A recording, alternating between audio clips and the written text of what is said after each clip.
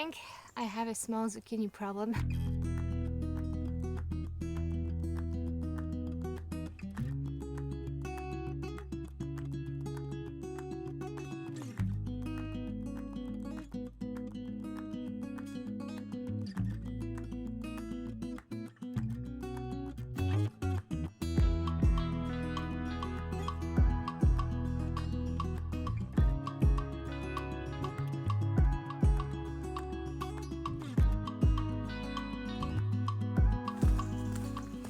I think I have a small zucchini problem in my garden.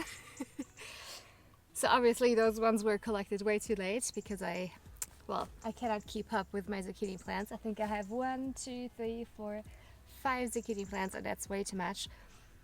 But again, I wanted to experiment the first year to see how many I really need. I will, well, that's a spoiler for the next video, but I will build a solar dryer and dry some of the zucchinis, so I have some zucchinis for winter, for like soups or stir fries or something like that.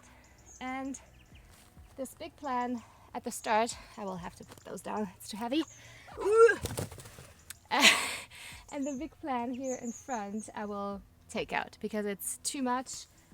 The 4 in the back are producing way enough and I already gave away so much.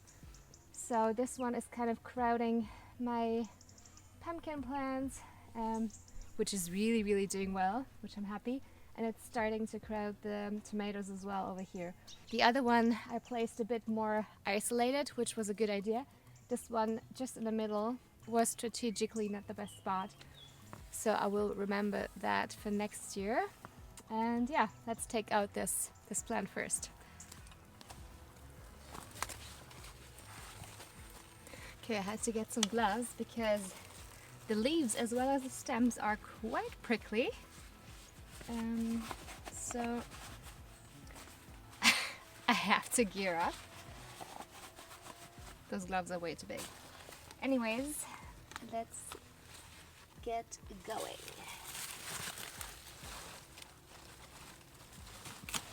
There's even more zucchini hidden.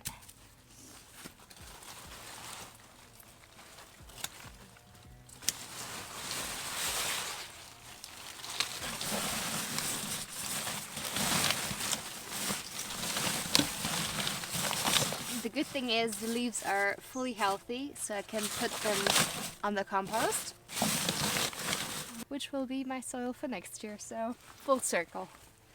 Nothing goes to waste.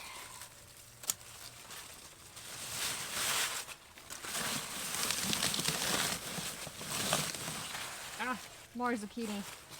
Ah, more zucchini. Man. Once I've given away the zucchinis to my friends and neighbors, well, the rest I just chuck on the compost as well.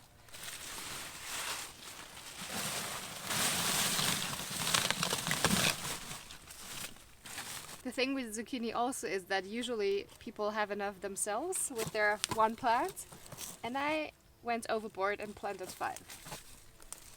Well, actually I planted 6, but 1 died, so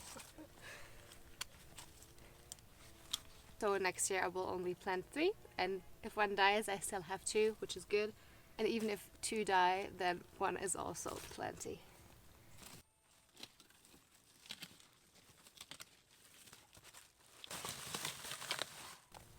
Okay, 1 more zucchini here.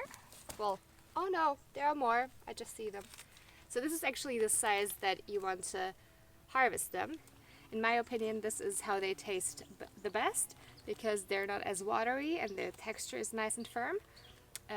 But obviously it's up to you. If you want to have a bigger harvest, you just have to wait a few days longer.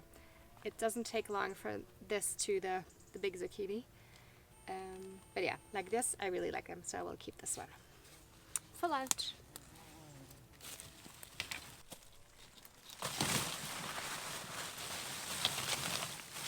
Ah, 1 more here. I tell you, it's not even funny anymore. I'm surprised that this plant is so healthy because it's so full, and usually that's when mildew can build up. But the pumpkin next to it is looking healthy as well. I have some mildew in the back, at close to my pumpkins in the back, and a bit around, not on the cucumber somehow, but next to it. So I will remove that plant. It's an old type of chard plant. It looks similar to a beetroot, but it's a chard where you harvest the leaves and not the bulb. But it's gotten so big. Well, the bulb has gotten so big, and yeah, I don't really eat it also, let's be honest. So I will take it out as well. So a lot of cleaning to do today. Ooh, okay. Ooh, more poor carrots underneath. They're struggling. Somehow the carrots, can carrots have mildew? Or are they just ready to be harvested? Good question.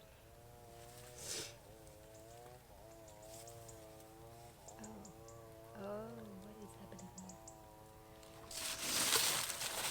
I mean, the advantage that the plant gave before was that it created quite a lot of shade. But I will plant some new tomato plants over here. So maybe they will still give fruit very late to the season, because we still have a very warm climate in October, even November sometimes. So let's see. It's an experiment again. As everything. Okay.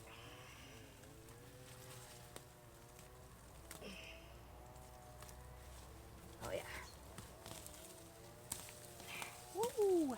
Big roots, look at that. Oh, they're going into my carrots even. Look at this. This is crazy. It's a really long root. It goes somewhere into the carrots.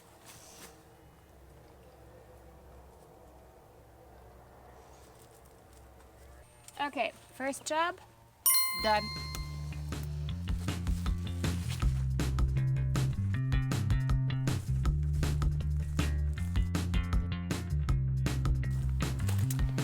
Okay, so here's my cucumber plant, and that's the plant I was talking about, which I'm not sure what it is. Is it mildew? You recognize this? It has like a light gray top, which you can take off easily with your hands. Is that mildew? I think so. Okay, let's take out that plant, and that one doesn't go in the compost, of course. My cucumber is looking healthy. There seems no signs yet. There seem to be no signs yet of mildew. One part of the cucumber, as you can see, clams up, and one is down on the ground because, well, I didn't build a high enough trellis. Well, I have 3 plants here, which is too much for this small trellis, but again, lesson learned for next year.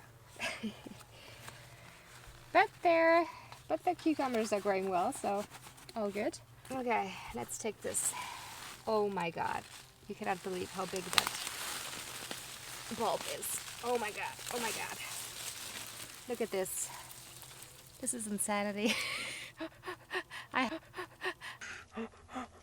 My soil is on crack, I think. Whoa. Whoa. This is insanity. Okay. Big fella.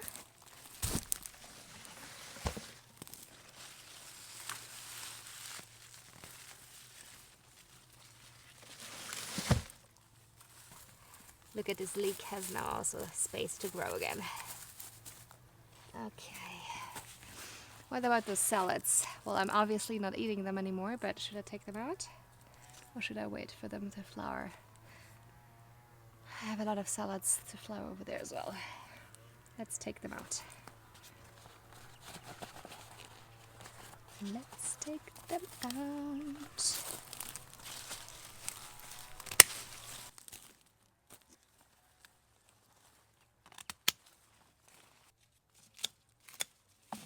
Okay, another monster. Oh my god. This is crazy. It's as big as my head. Well, half as big. Ooh. It's crazy, right? It's one seed. One seed creates such a crazy plant. It still fascinates me. In terms of weeds, honestly, this technique has been really great. Barely any weeds, even on the pathways. I go in, I think, once a week just to clear out a little bit here and there. But on this side of the beds, it's really, really good. I have a bit of crab grass at 2 spots where I just have to go in with, you know, my rake once a week and really dig through the roots because they spread through the taproot system that they produce. But other than that, I'm pretty lucky. So all I have to do in summer really is maintain the plants, take them out, you know, plant some new ones. Now I have small Brussels sprouts that can go into the ground as well. So that's why I'm creating some space as well, not only for the tomatoes, but I have some fresh chard, which I've seeded and has grown big enough to transplant, and that's gonna be the food for winter then. The nice part of working in your garden is that you can snack in between. This is a yellow tomato. Oh my god.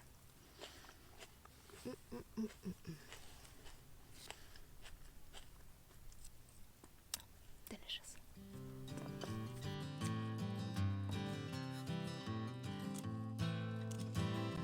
Have some of you grown loofah before? It's my first time trying it, and I will grow it to use as sponges.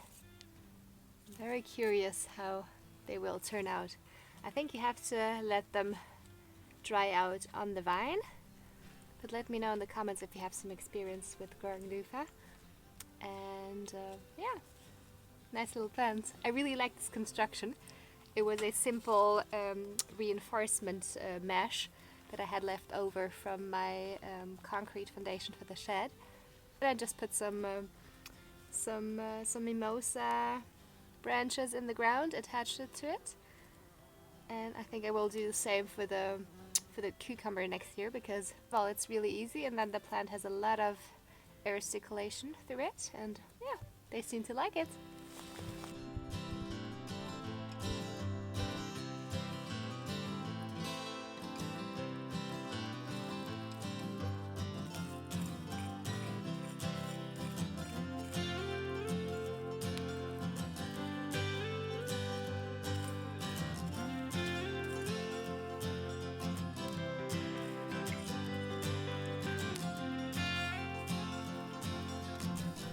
So that's the crabgrass I was talking about, but I've got it under control.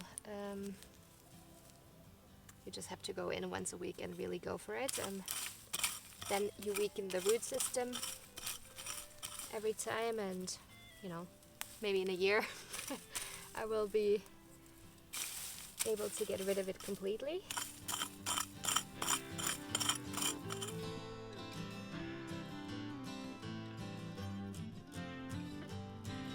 Look at those cute little bumblebees getting drunk on pollen. What a beautiful season and time of year it is to see everything flower, blossom, and grow. I hope you enjoyed this tour of my summer garden, and I'll see you next time. Bye!